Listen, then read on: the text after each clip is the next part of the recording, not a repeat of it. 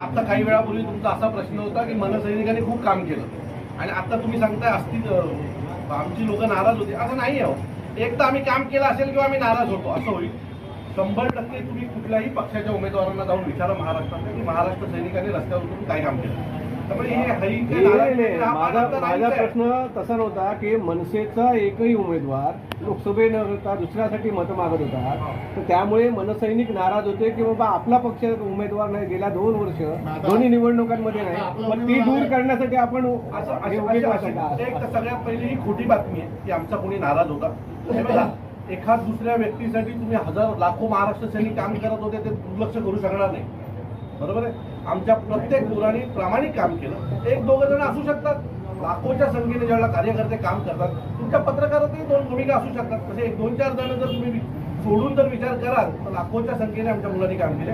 त्यामुळे ती नाराजी नाही, उलट आम्हाला आनंद